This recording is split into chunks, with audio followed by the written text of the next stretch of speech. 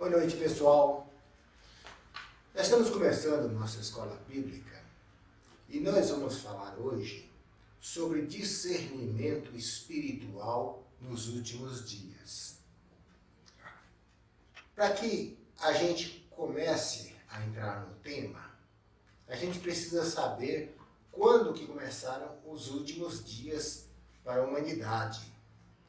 Quando é que as Escrituras apontam que seria o período final da história humana?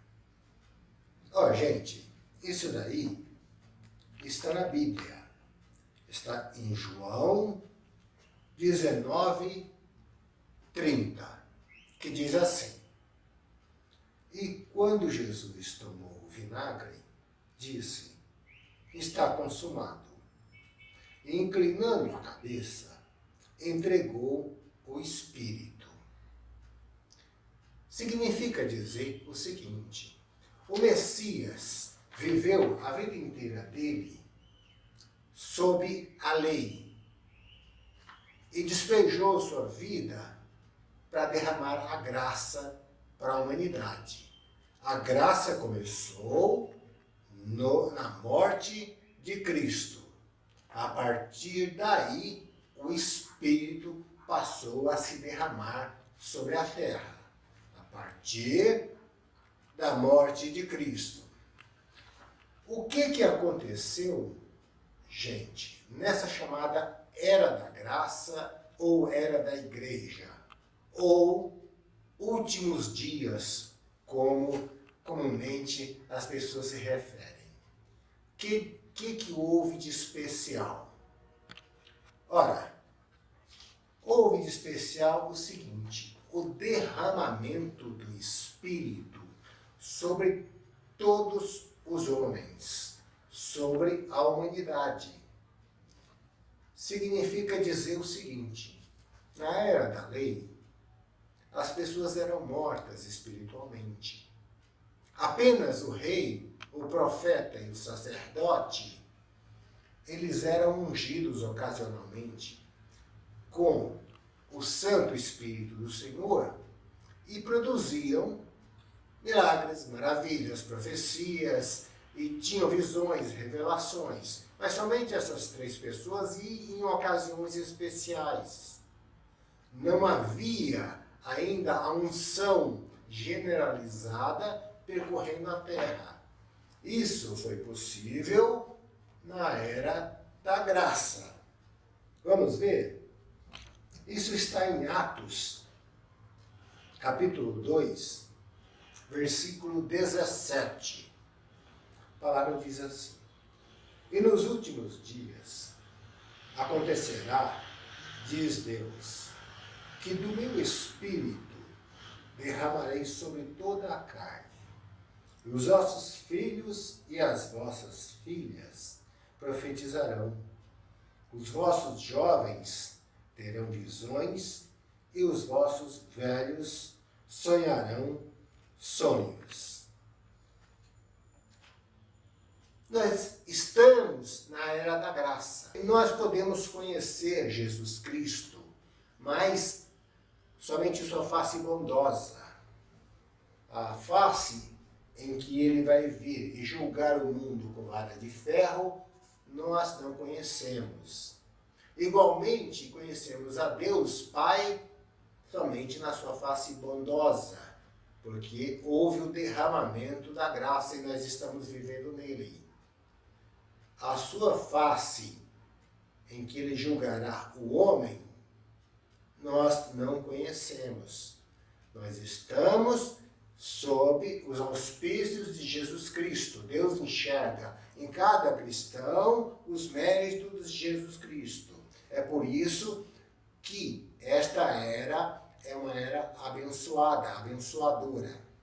E muitos na igreja fazem confusão. Poxa vida, mas o Deus do Antigo Testamento parece um Deus tão justo, tão impiedoso, enquanto o Deus do Novo Testamento se revela amoroso e se revela compassivo, e perdoador, Deus por acaso mudou? Gente, Deus é eterno, Deus não muda. Imagine o seguinte, um homem quer almoçar num restaurante e não tem dinheiro para pagar. E esse homem pensa, poxa vida, pobre de mim, eu não consigo, eu vou ficar com fome. Ocorre que está passando por ali um amigo seu, muito rico, a quem ele pede um favor, olha, me paga a minha comida que eu estou sem dinheiro. E o homem rico paga a comida desse que não tem recursos. O dono do restaurante passa a tratar muito bem essa pessoa sem recursos. Por quê? Porque ele está vendendo a comida dele. Aí eu pergunto, quem é que mudou nessa história? O dono do restaurante mudou? Não, ele continua vendendo a sua comida. O amigo rico do homem mudou? Não, ele era rico e continua rico. O homem pobre mudou? Sim, esse mudou, porque antes era rico, era pobre para comprar sua comida e tornou-se rico. E agora almoça de graça. O que aconteceu aí então? Aplique-se isso na transição espiritual entre o Velho Testamento e o Novo Testamento, onde uma terceira pessoa, um mediador entre Deus e os homens, entrou no relacionamento para abençoar os homens, de modo que o Deus do Antigo Testamento continua sendo justo, continua sendo zeloso pela sua palavra e, ao mesmo tempo, tornou-se misericordioso porque se satisfez com a dívida paga por Cristo, com a dívida dos homens que agora é paga. Jesus Cristo mudou? Não. Jesus Cristo é o mesmo ontem, hoje e eternamente. Quem mudou? Os homens que se achegaram a Deus, a saber, os cristãos que aceitaram o sacrifício do Mestre e estão tão próximos a Deus que com ele dividem o Espírito Santo. Esses mudaram, tornaram-se novas criaturas. Por isso nós dizemos, e a Bíblia diz, que novas são cada manhã para esses justos, porque se renovam a cada dia no Espírito. Para esses, houve mudança de vida, houve mudança de cidadania. Eles eram cidadãos de baixo e agora são cidadãos do céu também. Tem dupla cidadania, terrena e celeste. Agora, é de se perguntar como que se adquire esse reino, como que se torna cidadão do céu, de que forma se faz para ter uma carteirinha de cristão lavado e remido pelo sangue do Cordeiro, com direito a morar eternamente nas mansões celestiais. Gente, a igreja ensina como fazer isso. Não há nada de segredo. A fórmula está em João 3:3. Jesus respondeu e disse-lhe, na verdade eu te digo que aquele que não nascer de novo não pode ver o reino de Deus. O que não nascer da água e do Espírito não pode entrar no céu. Significa dizer que ou a pessoa se torna cristã, ou ela é lavada e remida pelo sangue do Cordeiro, ou ela não vai conhecer o paraíso. A missão da igreja é ensinar às pessoas o caminho santo, é ensinar a boa doutrina. Porém, a unção, a homologação celeste, vem apenas da prática da palavra. Somente do céu vão ser produzidos milagres na vida das pessoas se a pessoa praticar a palavra de Deus. Porque ouvir, e somente ouvir, nada gera para a pessoa ou para a vida. Satanás é conhecedor da palavra, melhor do que qualquer um de nós. Pois bem, se a pessoa não ouve os ensinamentos e não incorpora esses ensinamentos como rotina na vida, nada se pode esperar do céu para ela. Nada se pode esperar de milagres ou maravilhas ou unção. Por quê? Porque ela está desobedecendo a palavra. Onde está isso? Está em Lucas 6, versículo 49. Diz assim: mas o que ouve e não pratica é semelhante ao homem que edificou uma casa sobre a terra, sem alicerces, na qual bateu com ímpeto a corrente e logo caiu. E foi grande a ruína daquela casa. Toda a espiritualidade resume-se no seguinte: na prática da palavra. Aquele que crer e for batizado será salvo. Crer indica que a pessoa absorveu com o intelecto a palavra do Senhor, a vontade de Deus, e com o coração resolveu colocar em prática. Disso advém o quê? Quando se coloca em prática a palavra do Senhor nas nossas vidas, nos advém perseguições, nos advém toda sorte de armadilhas, toda sorte de indecências que o inferno lança contra a vida dos cristãos. Isso traz o quê? Traz que o livramento prometido pelo Senhor comparece nessas vidas. Vai edificar a sua fé, vai fazer com que você tenha mais firmeza no seu caminhar e mais proximidade com Cristo.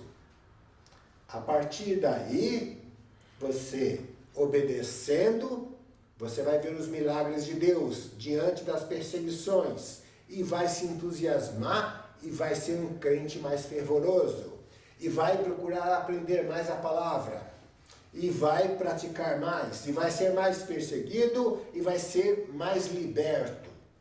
E a partir daí, você vai adotar uma consagração crescente. Torne-se o santo cada vez mais santo. É isso. A vida espiritual não é diferente da vida financeira, da vida familiar, da vida de saúde e todos os espectros da nossa vida. Por quê? Porque a palavra de Deus diz que quem busca, acha. É preciso que você busque para que você ache. Você não vai conseguir uma unção, um milagre do céu, se você não der o primeiro passo.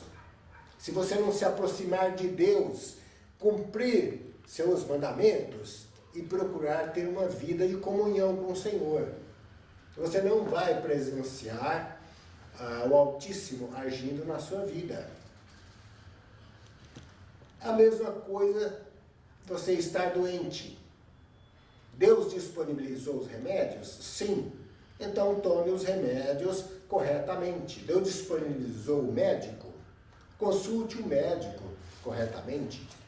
A cura vem do céu. Deus pode ou não usar os remédios e o médico.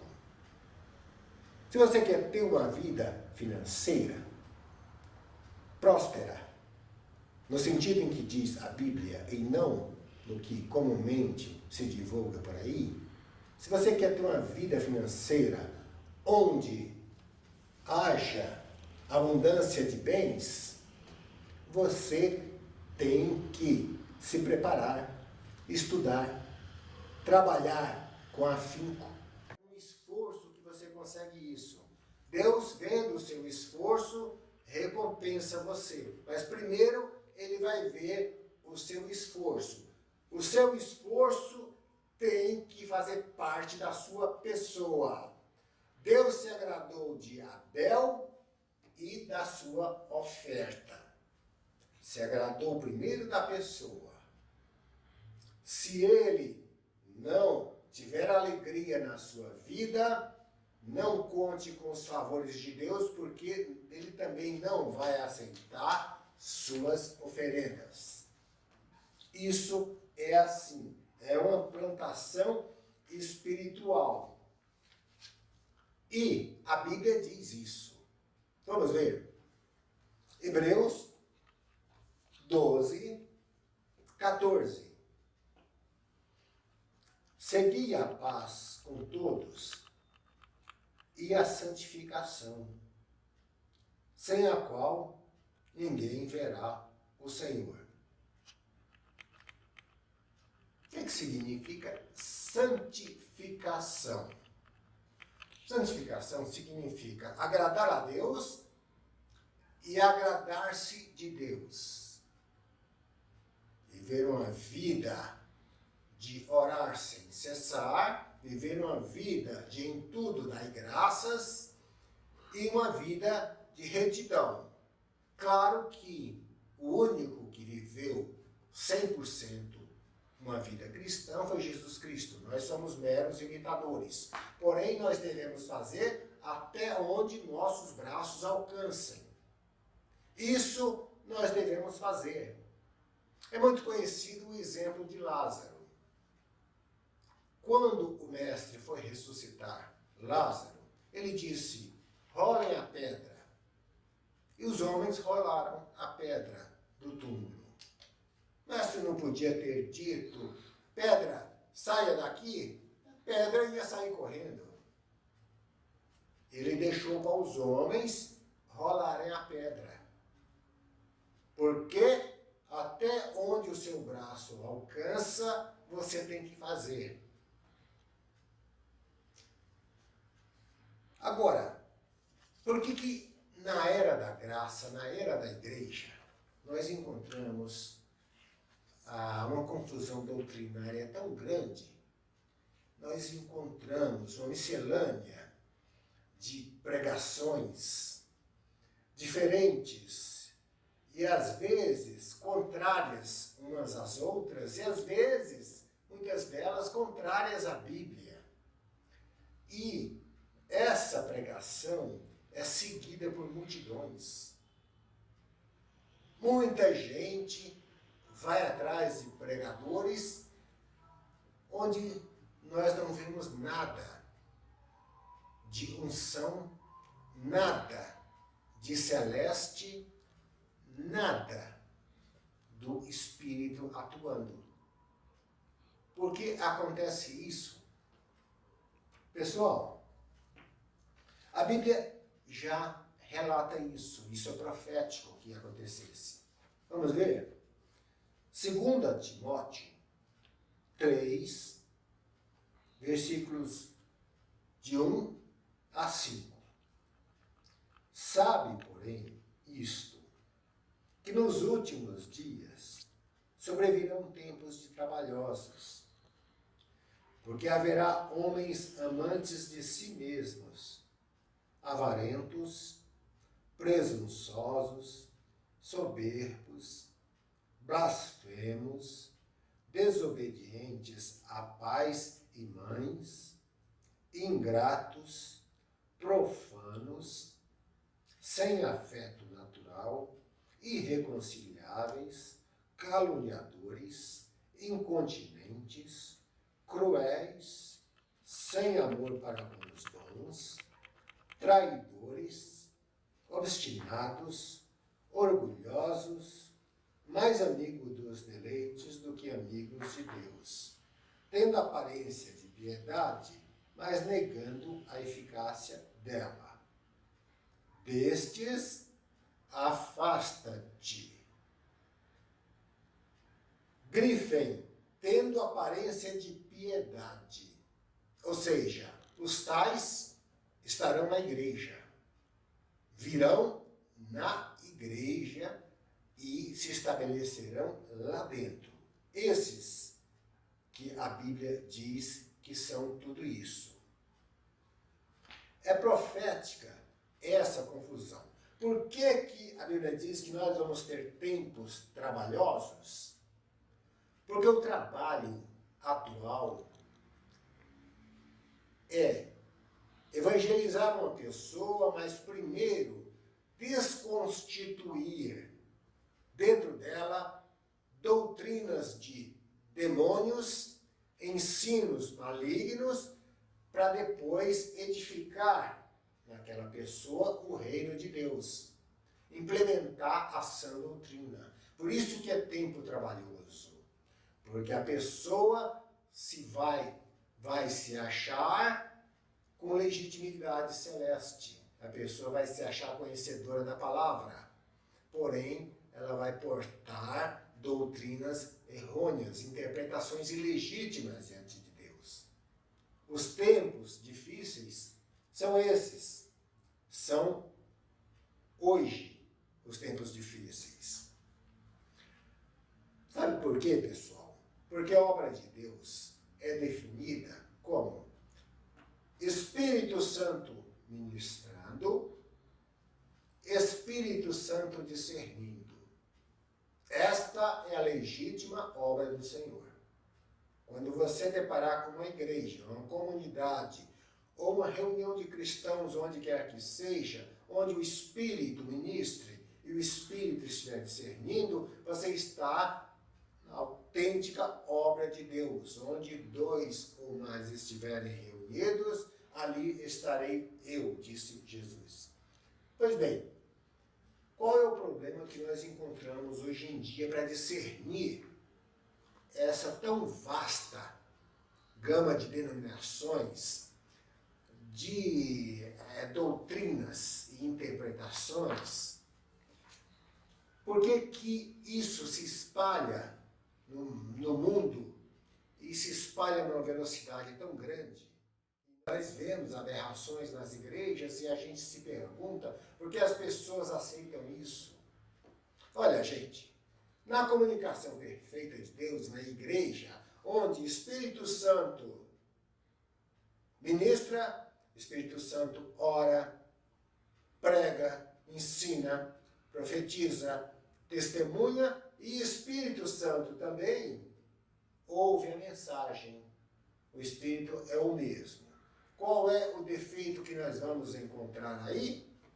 Em primeiro lugar, a pessoa que está no púlpito, produzindo a obra espiritual, pode não ser renascida. Se acontecer isso, ela produz toda espécie de lixo espiritual que você pode imaginar. Outra coisa que pode acontecer é que quem está ouvindo a pregação também pode não ser gente renascida. Vai absorver toda sorte de coisa ruim, de doutrinas perversas que forem produzidas nesse altar. A primeira coisa que pode acontecer é aqui ou lá não ser renascido, ou ambos. E se ambos não forem renascidos, o que é que acontece? Simplesmente ali está a falta de discernimento. São cegos guiando cegos. Ambos vão cair no precipício. O que é que nós podemos ter também, e nós temos muito hoje? Pode ser que a parte do púlpito esteja em pecado. Pecado grave, não nos delitos que comumente nós estamos, porque todos estamos em pecado.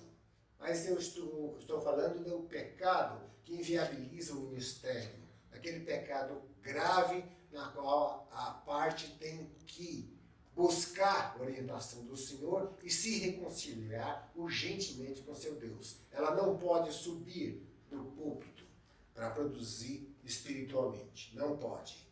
E isso é verdade. É ruim para ela. Ela não está discernindo o seu próprio corpo. Pois bem, pode ser que essa parte esteja em pecado. E é comum a parte estar em pecado, onde ela vai produzir somente o que não presta. E nem disso ela vai se dar conta, porque ela está em pecado e a cegueira vai tomar conta do louvor, da pregação, do testemunho, da oração dela. Pode ocorrer também que a parte destinatária esteja em pecado. Alguns, muitos, ou a totalidade da membresia esteja em pecado, ocasião em que eles vão ser afastados do entendimento e das maravilhas e dos milagres que ocorreriam ali. Esse pessoal vai estar afastado da ceia espiritual, do banquete espiritual que porventura esteja sendo produzido ali. E quando nós temos uma parte do púlpito, nós temos o púlpito e nós temos a membresia em pecado, ocorre também aquilo que nós falamos, cegos guiando cegos, porque o discernimento vai estar se retirando, o espírito se afasta para deixar os homens falando por si mesmos. E o que ocorre em muitas igrejas é que Deus deixou de falar e os homens continuam falando. Por isso, o discernimento espiritual nos últimos dias. Como que se discerne qualquer produção dita de Deus? Como se autentica se a produção é celeste ou se não? Nós temos que seguir os passos dos bereanos. Nós temos que praticar a palavra, estar com a vida cheia de unção. Até onde nosso braço alcance, nós temos que evitar o pecado. E saber o seguinte, quando vier alguém e pregar para você, e orar com você, e testemunhar, louvar, e produzir qualquer evento espiritual, você tem que recorrer à palavra escrita de Deus. Você tem que buscar o auxílio do Espírito, porque os bereanos, mesmo diante do apóstolo Paulo, eles buscavam a orientação das Escrituras para saber que se o que aquele homem falava era verdade ou não. Não muito distante, não obstante, estarem diante de um apóstolo de Deus, reconhecido pela comunidade. E não é porque você está diante de alguém famoso e reconhecido e cheio de unção, que essa pessoa não vai tropeçar, que essa pessoa não vai escorregar. Quem vai julgar é você, porque se você tiver como verdade algo que te tragam, que uma pessoa te traga, você vai estar fazendo da pessoa dona da verdade. E ela não é. Verdade é Jesus Cristo, é 100% verdade. Se você idolatrar coisas, pessoas e lugares, você vai estar seguindo um caminho perigoso espiritualmente, um caminho de pecado. Você vai estar seguindo uma trilha de escuridão. Não se deve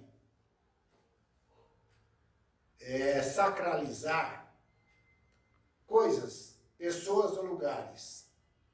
Não importa quão famosos sejam, não importa que milagres dizem que produziram, não importa nada disso. Se o Espírito que está em ti, que habita em você, ele não testificar a produção espiritual que lhe é oferecida, você deve rejeitar a produção espiritual. Você deve simplesmente não incorporar esses ensinamentos à sua vida. Por quê? Porque o Espírito que está em você simplesmente te diz.